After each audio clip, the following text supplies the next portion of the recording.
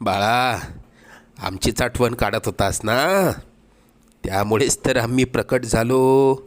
अरे मायबाप मानतोस ना आम्हाला, मग तुला पैशांची गरज असताना सांगायचं ना.